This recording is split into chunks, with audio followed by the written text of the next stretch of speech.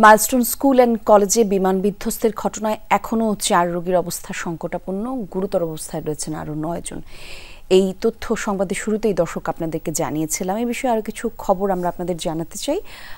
জাতীয় burn institute থেকে আমাদের সহকর্মী হাসান মিসবাহ সরাসরি যোগ দিচ্ছেন। মিসবাহ, একটু জানাবেন চিকিৎসাধীন যেই রোগীরা আছেন তাদের অবস্থা কেমন, যাদের অবস্থা উন্নতির দিকে, অর্থাৎ আমরা জানতে পারছিলাম যে 10 জনকে পর্যায়ক্রমে ছাড়া হবে, তাদের রিলিজ দেওয়ার ব্যাপারে কি তথ্য আছে আপনার কাছে?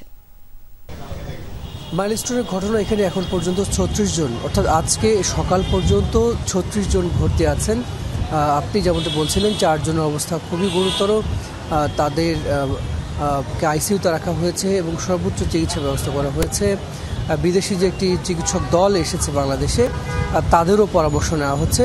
পাশাপাশি বাংলাদেশের যে চিকিৎসক দল এবং অন্যান্য হাসপাতালের যারা বিশেষজ্ঞ চিকিৎসক আছেন তাদেরও আসলে পরামর্শ, সব মিলিয়ে এখানে মাইলস্টোনের ঘটনায় যারা ভর্তি আছেন সর্বোচ্চ চিকিৎসা দেওয়ার ব্যবস্থাই করা হচ্ছে। আর পাশাপাশি 9 জন রোগী, তাদের অবস্থাও গুরুতর চিকিৎসকরা বলছেন। আর 23 জনের অবস্থা মোটামুটি, তাদেরকে হয়তো পর্যায়ক্রমে ছাড়া হবে এমনটি হাসপাতাল থেকে জানানো হয়েছে। ধীরে ধীরে এবং তারা বাসায় ফিরে যাতে কোনো ধরনের সমস্যা না পড়েন, সব কিছু নিশ্চিত করবার পরে মূলত ছাড়া হবে।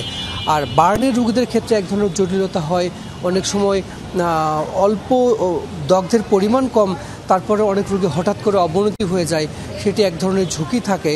এবং কারো যদি শ্বাসনালী পড়ে যায়, সেই ধরনের রোগীর আসলে খুব দ্রুত অবনতি হয়। সার্বিকভাবে এই ঘটনায় আসলে যারা এখানে ভর্তি আছেন তাদেরকে সব ধরনের স্বাস্থ্য সুরক্ষা নিশ্চিত করবার পরে তারপরে ছাড়া হবে। পাশাপাশি মেন্টাল হেলথের বিষয়টি গুরুত্ব দেওয়া হচ্ছে, কারণ যারা এই ঘটনার মধ্য দিয়ে গেছেন তারা সবাই এক ধরনের ট্রমার মধ্যে আছেন, তাদের পরিবারগুলো আসলে ট্রমার মধ্যে আছে। সেই বিষয়টি মাথায় রাখা হয়েছে যে মানসিক স্বাস্থ্যের বিষয়টি গুরুত্ব দিয়ে সেই কাউন্সেলিংটি তাদেরকে করা হচ্ছে। তো এই ছিল আমার কাছে জাতীয় বার্ন ইনস্টিটিউট থেকে সবশেষ। ধন্যবাদ মিসবাহ।